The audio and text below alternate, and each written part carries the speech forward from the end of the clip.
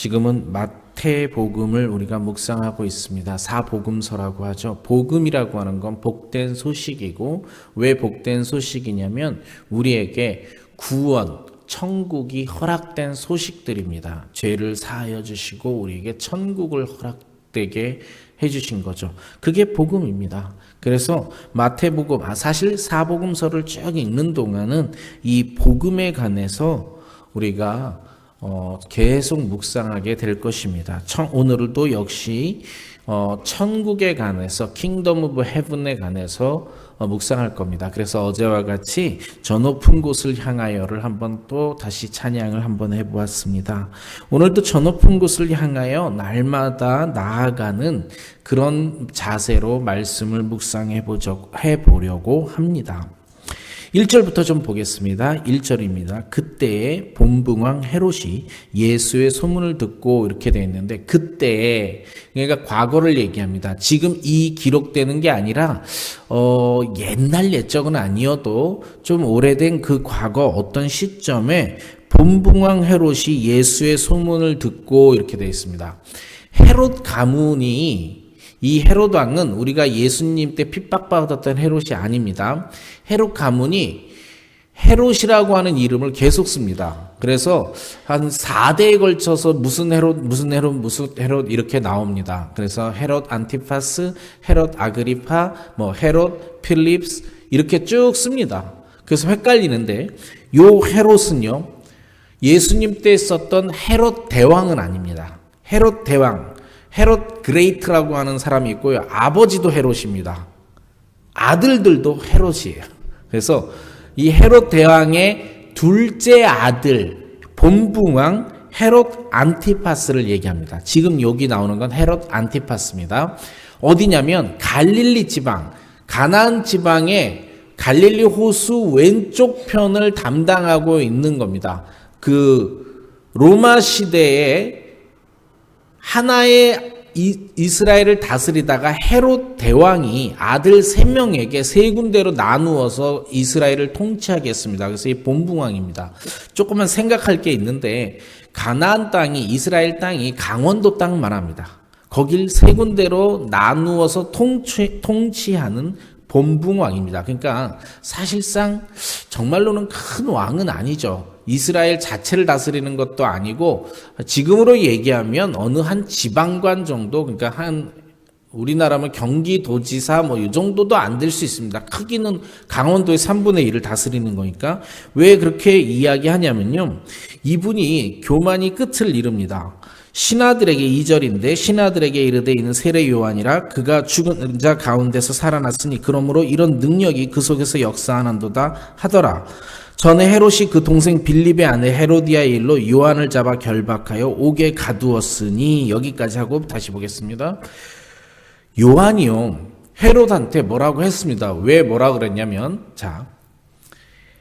헤롯 안티파스가 헤롯 빌리보라고 하는 동생의 아내와 바람을 납니다. 동생의 아내와 바람을 나요. 그래서 어떻게 했냐? 이 아내도 동생을 버리고 헤롯 필립을 버리고 헤롯 안티파스도 자기 아내를 버려버립니다.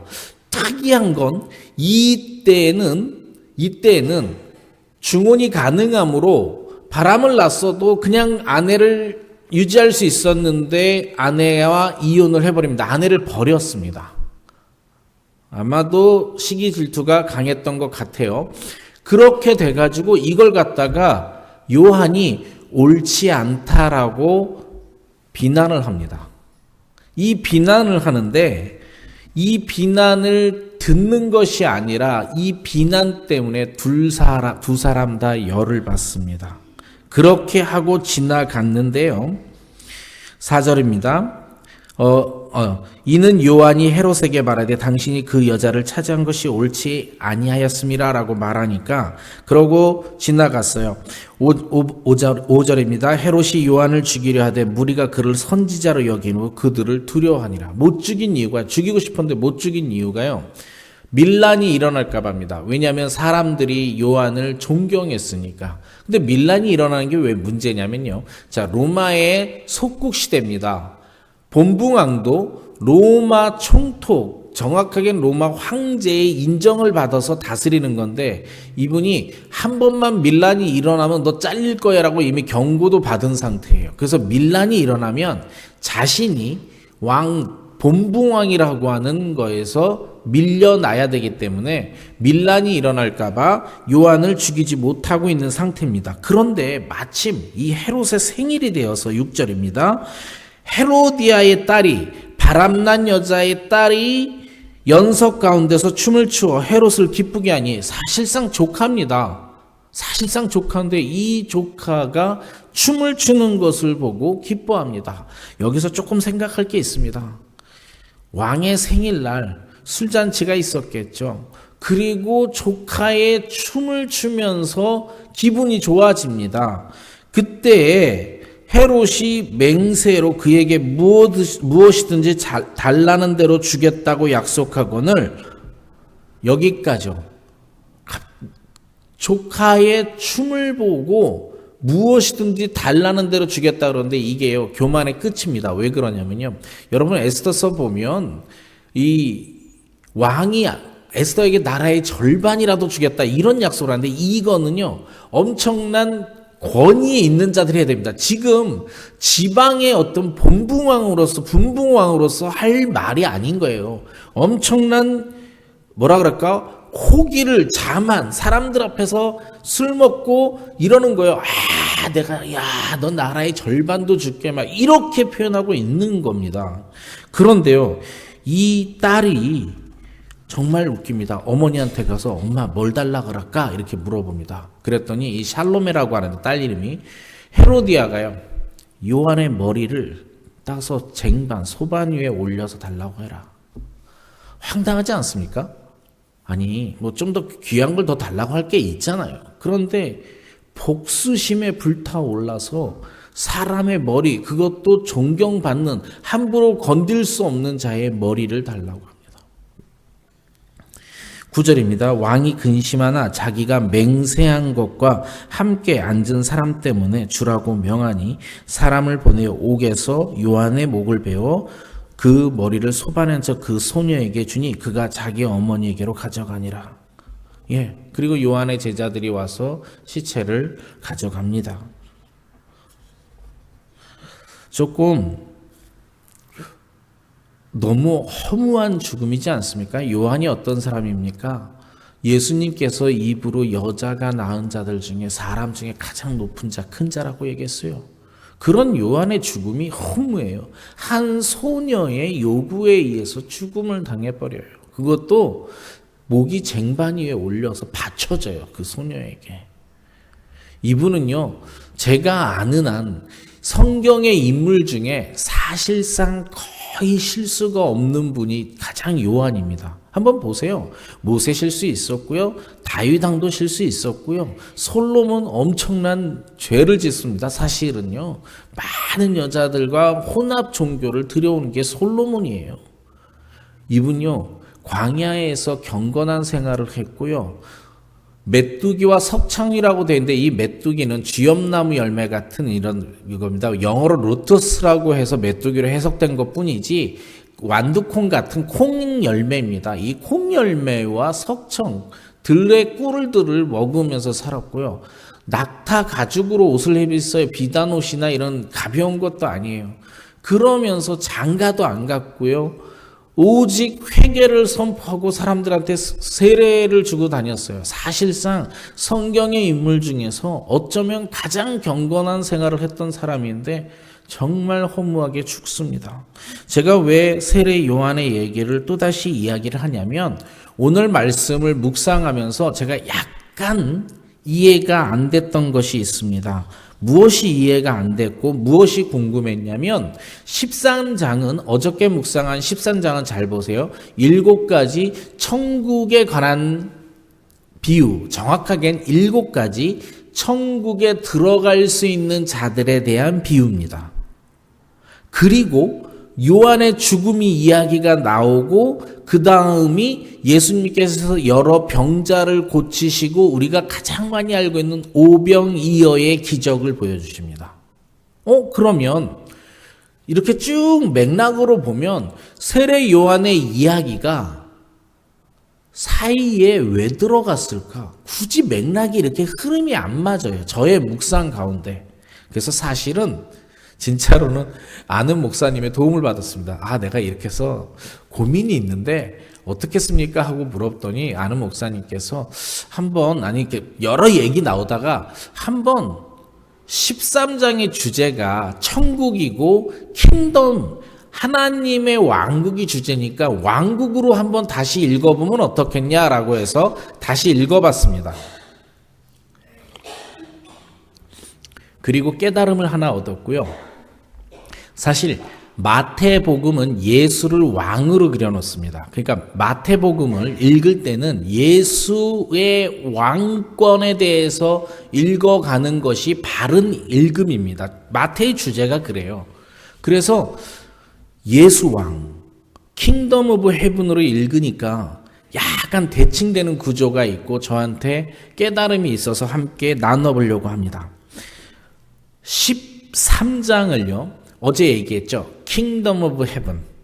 하나님의 왕국.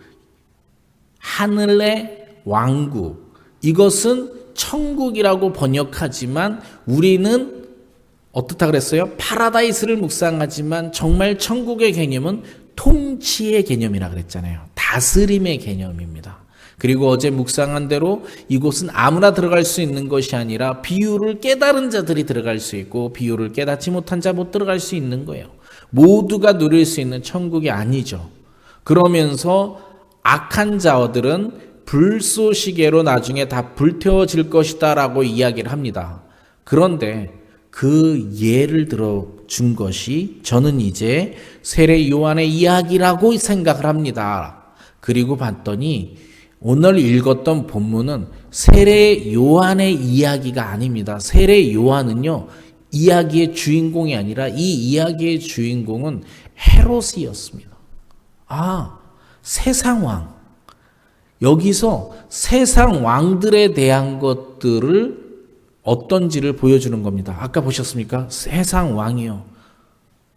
백성들보다는 왕궁에 앉아서 잔치를 벌리는 모습. 여자의 춤을 보고 나라의 절반이라도 주겠다, 무엇이든지 원하겠다, 이런 많은 큰 교만을 부릴 수 있는 그런 교만 타락, 술잔치, 그 다음에 바람난 여자의 아내, 이런 이야기들이에요. 세상 왕이 통치하는 것은 사실 그런 이야기예요. 그런데 오늘의 말씀이요. 오늘의 말씀 13절을 보면요. 이런 이야기를 들으시고 요한이 죽은 걸 듣고 예수께 들으시고 배를 타고 떠나서 따로 빈들에 가시니 무리가 듣고 여러 고을로부터 걸어서 따라간지라. 예수는요, 빈들에 따로 가셨어요. 아마도 그 성경에서 빈 곳으로 찾아가는 곳은 기도하려 가는 것입니다. 기도하려고 했더니 사람들이 따라온 거예요. 그러니까 예수님은요, 지금 세례 요한을 묵상하고 싶었을지도 모르겠습니다. 이건 추정이지만, 그랬더니요, 사람들이 너무 따라서 다시 그냥 조용히 치유사역 해주고 오병이어의 기적을 보여주십니다. 근데 저한테 저의 묵상에 이렇게 들립니다. 왕국으로 봤더니 예수님은 지금 사람들을 어떻게 통치하시냐면요, 왕궁이 아니에요. 빈들에서 하나님, 예수님은 병들고 힘든 자를 치유해 주시며 배고픈 자들에게 오병이어의 기적을 베푸시며, 겨자씨의 비유 생각나십니까? 작은 물고기 2마리와 떡 조각이라고 표현하는 이 똘띠아 같은 겁니다. 그런 전병, 마른 과자 같은 거, 이 5개를 가지고 예수님께서 축사하사 커다란 무리가 먹을 수 있도록 천국 잔치를 벌려주고 있죠. 지금 화려하진 않아요. 화려하지 않지만 말씀이 있고 질서가 있고 그곳엔 평화가 있으며 치유가 있고 배부름이 있는 거예요. 그러니까 다스림이라고 본다면 이렇게 되는 거예요. 천국에 들어갈 자들을 설명하고요. 세상 왕은 저렇게 통치하는데 내가 다스리는 왕국은 이런 기쁨을 맛볼 수 있다라고 하는 것을 보여주는 겁니다. 그래서 오늘 뒤쪽 말씀을 보면 치유와 오병이어의 기적에 대해서 이야기를 하는 겁니다. 이렇게 보면 쭉 한 맥으로 다스림이라는 것으로 일맥상통하게 오늘의 말씀을 묵상할 수 있습니다. 오늘의 말씀은요, 다시 한번 말씀하지만 어제 오늘 Kingdom of Heaven, Kingdom of God, 하나님의 나라, 하나님의 왕국, 천국에 관한 이야기입니다. 이 땅에서는요, 이 땅에 다스리는 왕들은 사실은요, 거짓과 위선입니다. 여러분 뉴스 들으면서 미국 뉴스든 한국 뉴스든 모 정치인의 아름다운 이야기를 많이 들어보셨나요? 없어요. 기껏해봐야 봉사활동, 정치 후원금 가지고 자신이 어떤 곳에 도네이션 하는 것, 뭐 그 정도예요. 정치인들의 이야기는 항상 권력의 다툼과 그 다음에 더러움들밖에 없습니다. 그런데 우리는요, 여전히 세상을 향해서 살아가려고 많이 노력합니다. 우리는요, 하나님의 왕국을 그리워하며 사모하며 그분의 통치, 가르침대로 살아가려고 하는 시간들이 매우 부족합니다. 오늘 묵상하고 오늘 나누고 싶은 이야기는 이겁니다. 우리는 이 땅에서 하나님의 가르침, 예수님의 가르침대로 하나님 왕국을 들어가기 위해서 노력하는 삶을 사는 것이 좋을 것 같습니다. 그런데 우리는 여전히 세상 왕들을 비난하면서 세상 속에서 가치를 가지고 살아가죠. 그래서 오늘 불렀던 찬송이 그런 겁니다. 부름받아 나선니모 어디든지 갈 것이며 괴로우나 즐거우나 주만 따라가겠습니다라고는 오늘 불렀던 이 고백이 오늘 아침에 이 고백이 오늘 하루를 살아가는 또 그런 고백이 되었으면 좋겠습니다.